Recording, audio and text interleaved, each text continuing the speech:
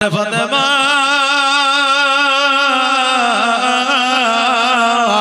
আজকে আমার আল্লাহ তাবারক তাআলা তোমার জন্য দুইটা তোফা দিয়ে পাঠায়েছে রে মা। একটা তোফা হলো তুমি যদি চাও তোমাকে গানিমতের মাল আমি দেব, আল্লাহ বলে দিয়েছে। আর তুমি যদি চাও আমার আল্লাহর তরফ থেকে তিনটা তাসবিহ এসেছে, ওই তাসবিহ যদি কোনো আল্লাহ নূর ইসলাম সুবহানাল্লাহ। এই দেখেন চোপড়ার নূর ইসলাম সাহেব 110 টাকা দান করেছেন। নূর মানে জ্যোতি, আলো, জ্যোৎস্না, আর ইসলাম মানে ইসলামের আলো। কত সুন্দর নাম বাবজি ভাইরা। আর এখন তো নাম রাখছে আপনার কি মিঠুন, তারপরে রকি, তারপরে জকি, তারপরে আপনার কত রকমের নাম রাখছে। এই নামগুলো রাখার জন্য কিন্তু অপমান অপদস্থ হতে হয়, তাই না? একজনের 5টা ছেলে মেয়ে, বড়টা হচ্ছে মেয়ে, তারপরে 4টা ছেলে। তো এই 4টা ছেলের নাম রেখেছে। একটা নাম হলো ছেড়া, একটা নাম হলো ফুটা, একটা নাম হলো বাঁশি, আর একটা নাম হলো লাঠি। এই 4টা ছেলে 4টা নাম রেখেছে। এবার মেয়েদের তো বিয়ে দিতে হয় নাকি? এবার মেয়েকে যখন দেখতে এসেছে, দেখার পরে দিন ধ্যান সবকিছু ঠিক হয়ে গেছে। এবার বলছে যে আপনাদের দাওয়াত থাকলো, আপনারা বসেন। মানে আপনার রায়গঞ্জ থেকে এখানে বউ দেখতে এসেছে। এবার দেখার পরে পছন্দ হয়েছে, দিন তারিখ সব হয়ে গেছে। এবার বলছে পানশিনীর দিনে আপনারা বসেন, আপনাদের খাবারের ব্যবস্থা আছে। এবার পানশিনী যেদিন হয় সেদিন তো ভালো মন্দ খাবারের ব্যবস্থা থাকে, তাই না? পানশিনী বুঝেন তো, বিয়ের যে দিনটা করে। তো এবার বলছে আপনারা বসেন, আপনাদের দাওয়াত রইল। এবার সবাই হাত মুখ ধুতে গেছে, বসবে। এর মধ্যে বলছে বেটা ছেড়া পাটিগুলো নিয়ে। জুয়ান ছেলেরা বলছে হ্যাঁ রে, এর বাড়িতে গোটা পাটি নাই নাকি? আজকে পানশিনীর দিন এসেছি আর আজকে ছেঁড়া পাটিতে বসাবে? পাটি বুঝেন তো? এবার মোড়ল বলছে শোন, এ ছেঁড়া পাটি মাটি যা আছে আছে, প্রতি পয়সা খাওয়া যাবে, চিন্তা করিস না। এবার যখন মানুষ মাটিতে বসেছে, এবার ডাক দিয়ে বলছে বেটা ফুটা থালি গুলা লিয়া।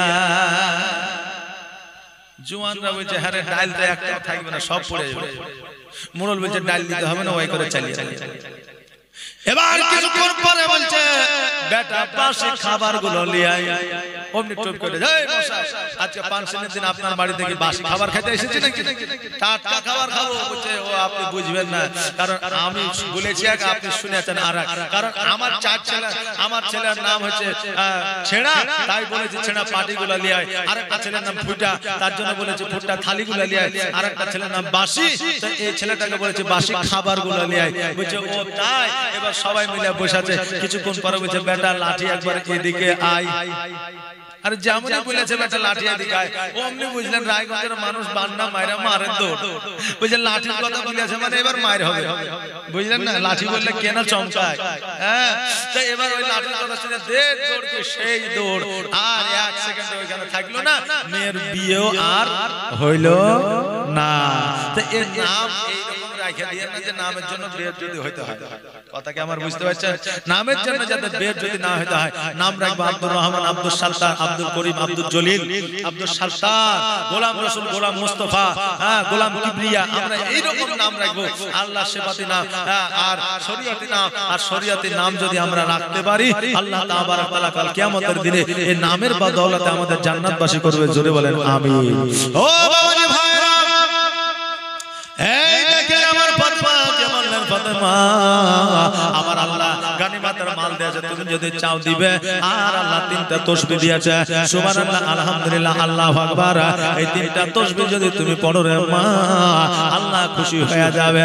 আমরা হইলে বলতাম গানিমতের মাল দিয়ে দাও, কিন্তু আমার ফাতেমা তো জোহরা রাদিয়াল্লাহু তাআলা আনহা বললেন আব্বা গো, এত ক্ষুধার্ত আমরা আছি, তবু আমার খাবারের দরকার না। আমার আল্লাহ যখন 3টা তাসবিহ দিয়েছে, ওই 3টা তাসবিহ আমাকে দিয়ে দাও। ওই 3টা তাসবিহ আমি গণব। জোরে বলুন সুবহানাল্লাহ। আমরা হইলে টাকা চাইতাম, পয়সা চাইতাম, আমরা হইলে ধন সম্পদ চাইতাম। আর ফাতেমা কেমন একজন ইমানদার বান্দি ছিলেন আল্লাহর, যে আল্লাহ তাসবিহ দিয়ে দাও, এই আল্লাহু আকবার সুবহানাল্লাহ, তারপরে আলহামদুলিল্লাহ এগুলো নামাজের পরে পড়েন না জি? সুবহানাল্লাহ 33 বার, আলহামদুলিল্লাহ 33 বার, আল্লাহু আকবার 34 বার। এবার একজন নতুন মুসল্লি নামাজে গেছে বুঝলেন, এবার নামাজে যাওয়ার পরে মৌলভী সাহেব না সালাম ফিরে আসসালামু আলাইকুম, আসসালামু আলাইকুম দে, ঠোঁট লড়াই না? তো ওই নতুন মুসল্লি ভাবছে ঠোঁট লড়িয়ে কি পড়ে মৌলভী সাহেব। মৌলভীকে একদিন জিজ্ঞাসা করে, চাচা ভাই আপনি কি পড়েন? তো বলছে 33 বার সুবহানাল্লাহ, 33 বার আলহামদুলিল্লাহ, 33 বার আল্লাহু আকবার। তো বললে আমি পারবো পড়তে? বলে পারবে না কেন? অবশ্যই পারবে, তো শিখিয়ে দেন, ওকে শিখিয়ে দিলে।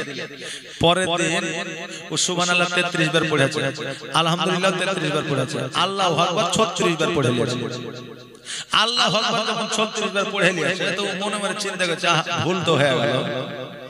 এবার ভুল যখন হয়ে গেল তো ভুল কি করে সংশোধন করি?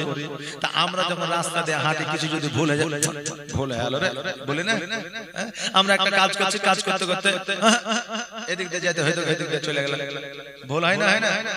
মোবাইল টিপছি, মোবাইল টিপতে টিপতে যদি একটু ভুল হয়ে যায় ব্যাকে যেতে হবে, আবার ব্যাকে চলে যাবে, তাই না? তো এটা আমরা ভুল সংশোধন করতে ওই নামাজে মনে করছে যে এবার ভুল সংশোধন কিভাবে করব, আর ওইভাবে মনে পড়েছে দেবে যে আল্লাহু আকবার, মানে আল্লাহকে বুঝাইছে যে এটা বাদ, কথা বুঝলেন?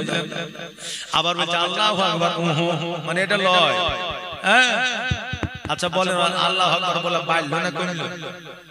বাড়লো। তো যদি আল্লাহু আকবার বাড়ে তো নেকি হবে না গুনাহ হবে? নেকি হবে। তা আমরা আমাদের না জানতো কিছু নেকি আমাদের হয়ে যায়। এই দেখেন কেউ 10 টাকা দান করলে, কেউ সাপোর্ট করলো, ও যতটা নেকি পাবো ও ততটাই নেকি পাবো, এটা না জানতে আমরা হয়।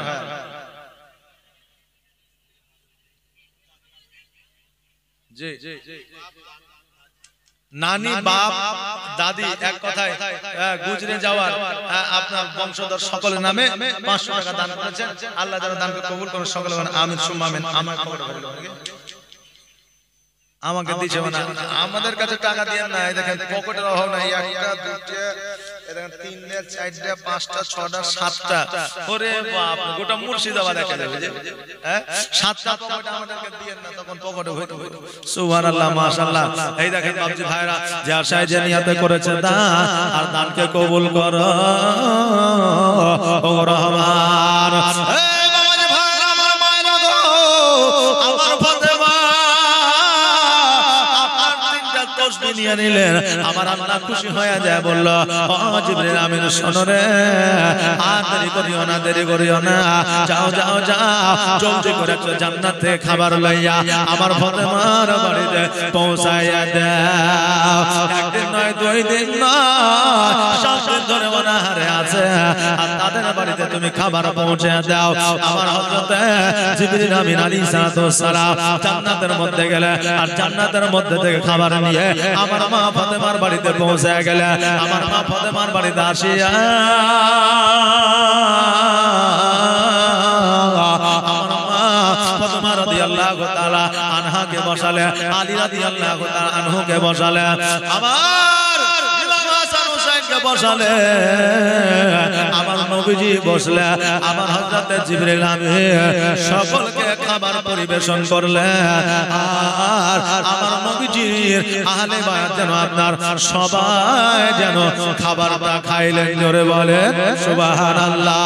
আমার ফাতেমা রাদিয়াল্লাহু তাআলা আনহা যখন খাইলেন, সবাই খাইলেন, আমার নবীজি একটা চাদর মুবারকের মধ্যে ইমাম হাসান হুসাইনকে ডাকলেন, হযরত আলীকে ডাকলেন, মা ফাতেমাকে ডাকলেন, ডাকার পরে চাদরের মধ্যে নিলেন, আর নামার পরে বললেন ফাতেমা ওই আমার মা রে, আজকে আমার চাদর মুবারকের তলে যারা আছে তারাই হবে আমার আহলে বায়াত, যারাই হবে আহলে বায়াত। আমার ফাতেমা যেন খুশি হয়ে গেলেন। আমার নবীজি বললেন ফাতেমা আজকে খুশি হয় না রে মা, আজকে তোমার আগে জান্নাতে যাবে একজন কাঠুরিয়ার বিবি। ফাতেমা তোমার আগে জান্নাতে যাবে একজন কাঠুরিয়ার বিবি। তো ওই ওই কাঠুরিয়ার বিবি তোমার সঙ্গে সাক্ষাৎ করার খুব মনস্কামনা ভাবনা, তুমি একবার দেখা করে নাও, তোমারও চিন্তা ভাবনা দূর হয়ে যাবে। আমার ফাতেমা বললেন আব্বা গো, ওই কাঠুরিয়ার বিবি কি এমন আমল করে, কি এমন তসবিহ করে, কি এমন উপাসনা করে যে আমার আগেও জান্নাতে যাবে। ওই মহিলা আপনার স্বামীর সেবা করে, ওই মহিলা স্বামীর কথা না শুনিয়া কারো সঙ্গে সাক্ষাৎ করে না, ওই মহিলা আল্লাহর উপাসনা করে, এই জন্য তোমার আগে জান্নাতে যাবে। আমার ফাতেমা বললেন আব্বা গো, আমি তো সেই কাজকর্মগুলো করি। আমার নবীজি বললেন ফাতেমা, তুমি থাকবে ঘোড়ার পৃষ্ঠে চেপে, আর তোমার ঘোড়ার লাগাম খানা ধরে থাকবে ওই মহিলা। জান্নাতের দরওয়াজা আমার আল্লাহ যখন খুলে দিবে, ওই মহিলা ওই আপনার লাগাম কানা ধরে আগের দিকে নিয়ে যাবে। এই জন্য ওই মহিলা তোমার লাগাম ধরে থাকবে, এই জন্য তোমার আগে ওই কন্যা জান্নাতে যাবে। জোরে বলেন সুবহানাল্লাহ। বোনেরা, স্বামীর কথার অবাধ্য হয় না, আর স্বামীর কথার অবাধ্য হইলে আমার মা বোনেরা জান্নাতে যাবে না।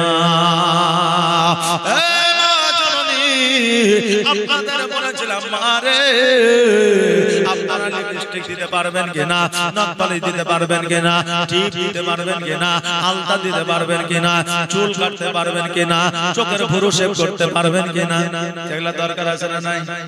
এখন তো মায়েরা চুল কেটে ছোট করে দিচ্ছে, আর মায়েরা চোখের ভুরু আপনার শেভ করে কাটিং সেটিং করে নিচ্ছে। বর্তমানে যুগের হাওয়া বইছে উল্টো দিকে, আর লিখতে বসে চিন্তা করে লিখব কোন দিক থেকে। এখন বর্তমানে যুগের হাওয়া কোন দিকে যাচ্ছে? এখন ছেলে পেলে আপনার কি বলবো, আপনার মাকে ভালোবাসে না, বাপকে ভালোবাসে না, আর ভালোবাসলেও জাহির করে না। এইদিকে নবীকে ভালোবাসে না, আল্লাহকে ভালোবাসে না, এইদিকে দুনিয়ার একটা রমণীকে ভালোবাসে। আর ওই ভালোবেসে যখন ছাকা খেয়ে নিচ্ছে, তখন বলছে সইতে পারি না রে দয়াল রে এই প্রেম প্রীতের জ্বালা। এখন বর্তমানে যুবকদের এই অবস্থা, একবারে সুন্দর করে জুড়ে দিচ্ছে, আর জুড়ে দেওয়ার পরে একবারে খুব চলছে। মানে আমার বাড়িতে হচ্ছে মোড়ের মধ্যে, বুঝলেন না, একবারে মোড় আছে বাজারের মতো, মোড়ের মধ্যে। আর যত যুবক ছেলেপিলে আছে বুঝলেন, আমার ছোট চাচার একটা মুদিখানার দোকান আছে, আর ছোট চাচার বাড়ির পাশেই বাড়ি, আমাদের কোনো দোকান নাই। তো ওই দোকানে বুঝলেন একবারে যত যুবক ছেলেরা আছে আড্ডা। এখন আপনাদের দেখো দোকান আছে নাই, আড্ডা হয় না, হয়। তো এই যুবক ছেলেরা মোবাইল নিয়ে লিখে বুঝলেন, আর জড়িয়ে দিচ্ছে একবারে সইতে পারে না রে দয়াল রে প্রেম প্রীতের জ্বালা। আর তারপরে কি আছে আমি আর জানি কথা বললেন, এইটুকু শুনেছি। এই ছেলেপিলা গান খুব শুনছেন বুঝলেন, কোন মাজারে বাঁধবো সুতা তুমি বলে দাও, এখন কোন মাজারে সুতা বাঁধবে তুমি ভালোবাসা, তুমি আগে জানো না, তুমি যাচাই করো নি, হ্যাঁ তোমাকে ছাকা দিবে কি দিবে, হ্যাঁ ভালো যদি বাঁচতে হয় নবীকে বাসো, এই দুনিয়া পাবা পরের দুনিয়া পাবা। জোরে বলে সুবহানাল্লাহ। এই দুনিয়া তো বাবা, পরের দুনিয়া তো বাবা। আর তার জন্য মায়েরা এখন চোখের ভুরু শেভ করছে, আর বুঝলেন আপনার চুল ছোট করতে যায়, মা শুনে লাও, চোখের ভুরু শেভ করা যাবে না, চুল ছোট করা যাবে না। কারণ মায়েরা যখন ইন্তেকাল করে, ওই মায়েদের 5টা কাফন থাকে, ওই 5টা কাফন ছাড়াও মায়েদের চুল দিয়া মায়েদের বুক স্থল আপনার ঢেকে দেওয়া হয়। মারে তোমার ইজ্জত ঢাকা হয় চুল দিয়া। আজকে তুমি যদি চুল ছোট করে দাও, আর তুমি যদি ওই মুহূর্তে মৃত্যুবরণ করো, তোমার ইজ্জত ঢাকা হবে না। জোরে বলুন না সুবহানাল্লাহ। টিপ পরবা কোনো অসুবিধা নাই, নখ পালিশ দাও তাতেও কোনো অসুবিধা নাই, আলতা দাও তাতেও কোনো অসুবিধা নাই, মাস্কারা দাও সুরমা দাও তাতেও কোনো অসুবিধা নাই। এখন মাস্কারা বলে না আস্কারা বলে তাও জানি না, যে এখন আস্কারাকে যদি মাস্কারা বলি তো আমার মায়েরা হাসবে, আর মাস্কারাকে আস্কারাকে যদি মাস্কারা বলি তাও মায়েরা হাসবে, বলবে জানাই না বলতে আছে নাকি বলে। আমিও আর জানতাম না বুঝলেন। তা আমার স্ত্রী হচ্ছে যে আমার বিবি বলছে যে চলেন না জালসা তো না, একটু বাজার করে নিয়ে আসি, কসমেটিক বাজার না, শীতের দিন তা আমি বললাম যে বেশি বাজার করতে পারা যাবে না, কারণ টাকা পয়সা নাই। তো বলে বেশি লাগবে না, 300 টাকা হলেই হবে। বদনাম করছি না।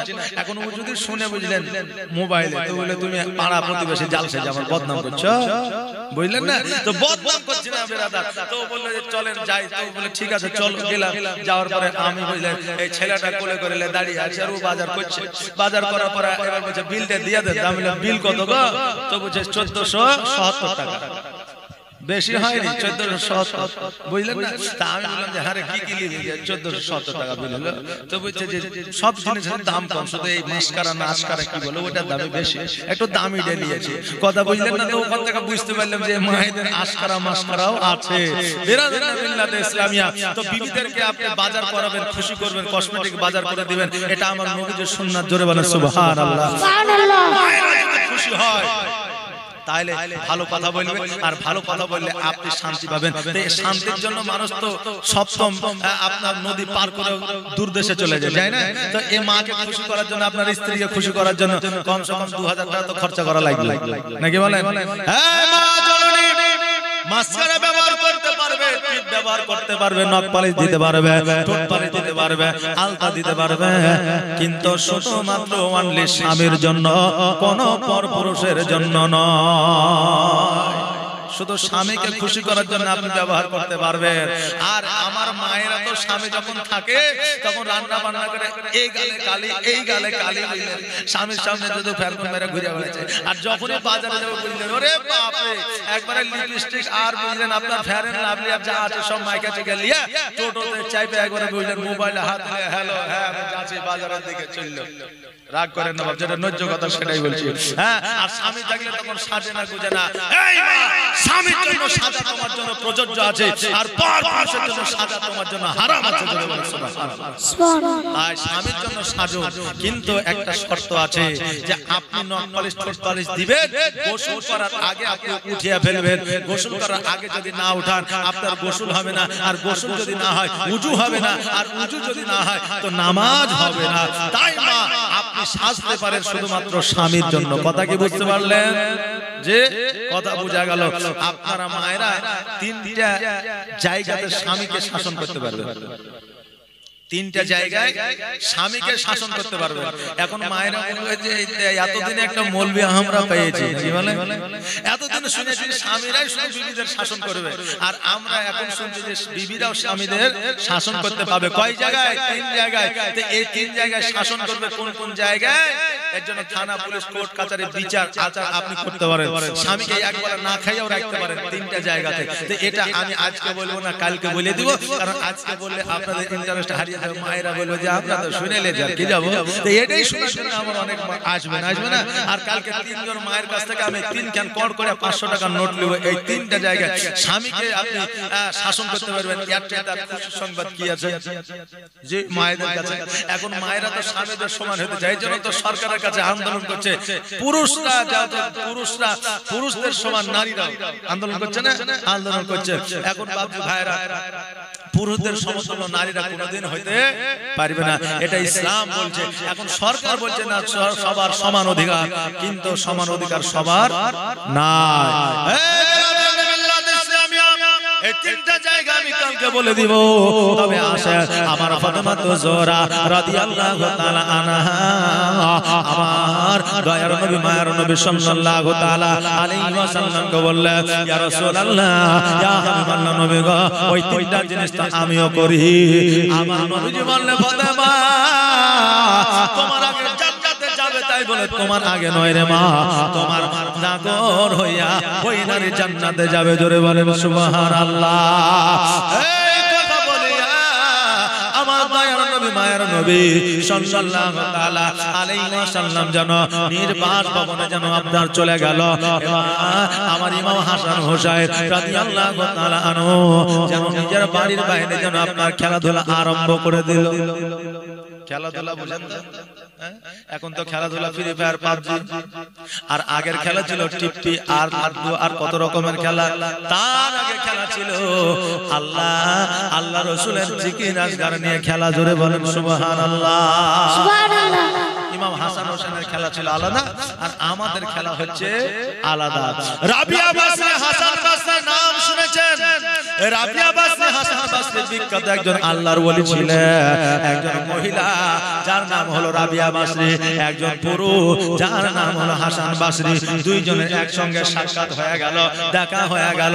এবারে দেখা হয়ে যাওয়ার পরে রাবিয়া বাসরি বলতে যাও, হাসান বাসরি আজকে তুমি একজন পুরুষ আমি একজন নারী, বলো বলো আল্লাহর নৈকট্য কে বেশি লাভ করেছে? আমার হযরতে রাবিয়া বাসরি বলল বলো কে আল্লাহর নৈকট্য লাভ করেছে? হাসান বাসরি বলল তুমি বেশি না আমি বেশি। বলে এটা আল্লাহ ছাড়া কেউ জানে না। বলে কি করা যাবে? বলে তবে একটা পরীক্ষা করা যাক। বলে কি পরীক্ষা? বলে আমরা একটা খেলা খেলি। বলে কি খেলা? বলে লুকাচুরি খেলা। আমি লুকায় যাব, আমাকে যদি খুঁজে পাও তবে তুমি বেশি নৈকট্য লাভ করবা, আর তোমাকে যদি আমি খুঁজে পাই আমি বেশি নৈকট্য লাভ করব। হাসান বাসরি বলল ঠিক আছে তুমি লুকায় যাও। এবার রাবিয়া বাসরি বলল আমি মেয়ে ছেলে মানুষ, আমি মহিলা মানুষ, আমি লুকাইতে পারবো না, আগে তুমি আগে লুকায় যাও। হাসান বাসরি বলল ঠিক আছে। কিছুক্ষণ পরে বলল লুকায় গেছে, এবার খোঁজো। আমার রাবিয়া বাসরি সারা জমিন দুনিয়া খুঁজলেন পাইলেন না, প্রথম আসমান খুঁজলেন পাইলেন না, আপনার প্রথম জমিন খুঁজলেন পাইলেন না, দ্বিতীয় জমিন খুঁজলেন পাইলেন না, সপ্তম জমিন পর্যন্ত খুঁজলেন পাইলেন না। এবার আসমানে চলে গেলেন, প্রথম আসমান, দ্বিতীয় আসমান, তৃতীয় আসমান, চতুর্থ আসমান, পঞ্চম আসমান, ষষ্ঠ আসমান, সপ্তম আসমানে যাইয়া দেখছে যেন আর জাহাজের পায়া ধরে ওই হাসান বাসরি যেন ঝুলে আছে। জোরে বলেন সুবহানাল্লাহ। আল্লাহর ওলির যদি পাওয়ার এত হতে পারে রে মা, আল্লাহর নবীর পাওয়ার কত ছিল? রাবিয়া বাসরি যা বলল ও হাসান বাসরি তোমাকে ধরে ফেলেছে, তুমি নিচে আসো। এবার জমিনের মধ্যে আসলে রাবিয়া বাসরিকে বলল তুমি এবার লুকায়া যাও। রাবিয়া বাসরি লুকায়া যায়, বলল এবার আমাকে খোঁজো। হাসান বাসরি খোঁজাখুঁজি আরম্ভ করে দিলে, হাসান বাসরি যেন খুঁজে পায় না, কোনো মতে খুঁজে পাওয়া গেল না। এবার হাসান বাসরি ডাক দিয়া বলল রাবিয়া আমি তোমাকে খুঁজে পাইলাম না, তুমি এবার বাহির হয়ে আসো। এবার বাহির হয়ে আসো, আমি তোমার কাছে হার মেনে নিলাম, তুমি জলদি করে আসো। এবার রাবিয়া বাসরি হাসান বাসরির সামনে আসলো। এবার রাবিয়া বাসরি বলল আমি আল্লাহর নৈকট্য বেশি লাভ করেছি। একজন মহিলা রাবিয়া বাসরি হাসান বাসরির চাইতে বেশি নৈকট্য লাভ করেছে, আল্লাহর বেশি উপাসনা করা যায়। আজকে আমার মায়েরা সন্তানের বাহানা নামাজ রোজা করে না। রাবিয়া বাসরি বলল আমি বেশি নৈকট্য লাভ করেছে। হাসান বাসরি বলল রাবিয়া বাসরি রে তুমি কোন জায়গায় লুকিয়েছিলে, তোমাকে কেন খুঁজে পাওয়া যায় না? রাবিয়া বাসরি বলল শোনো গো, মানুষ কয়টা জিনিস দিয়ে তৈরি? বলো তিনটা। বলে কি কি? বলে প্রথমত মাটি, দ্বিতীয়ত পানি, তৃতীয়ত হলো হাওয়া। বলে এই তিনটা জিনিস দিয়ে যখন মানুষ তৈরি। ও হাসান বাসরি আমি হলাম রাবিয়া বাসরি, আমার শরীরের মাটির অংশ মাটির সঙ্গে মিশিয়ে দিয়েছিলাম, পানির অংশ পানির সঙ্গে মিশিয়ে দিয়েছিলাম, হাওয়ার অংশ হাওয়ার সঙ্গে মিশিয়ে দিয়েছিলাম। জোরে বলেন সুবহানাল্লাহ। হাসান বাসরি বলল ও রাবিয়া বাসরি শোনো রে, তুমি নিশ্চয় আল্লাহর নৈকট্য বেশি লাভ করেছো।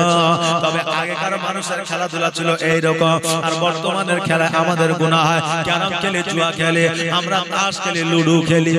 বাপরে এই কদিন বৃষ্টি হইল না, এই বৃষ্টি হওয়ার পরে লুডু খেলার কি বাহামুড়ে গ্রামে গঞ্জে চায়ের দোকানে এখানে সেখানে ওখানে। সুবহানাল্লাহ মাশাআল্লাহ। আপনি যদি একটা বিস্কুট দিয়ে তো দূরের কথা, যদি বলেন যে এই গেমে এবার যদি আমি হারি তাহলে আমি আর খেলবো না, তো এটা জুয়া। হ্যাঁ কথা বুঝলেন না? কোন রকমের কোন কিছু রাখা যাবে না। রাবিয়া বাসরি কেমন আল্লাহর নৈকট্য লাভ করেছিলেন একজন মহিলা হইয়া। আপনাদের উদ্দেশ্যে আমি বলি, রাবিয়া বাসরি হজ করার উদ্দেশ্যে বার হয়েছে একটা গাধা লিয়া। এবার কিছুদূর মরুভূমিতে যাওয়ার পরে যেন আপনার গাধাটা ইন্তেকাল করেছে। রাবিয়া বাসরি বলল আল্লাহ গো, গাধা যখন আমার ইন্তেকাল করলো, আমি নিয়াত আমি কোনোদিন ঘুরে এলেব না, আমি ওই কাবা শরীফ তওয়াফ করব, মদিনাতুল মুনাওয়ারা আমি যাব।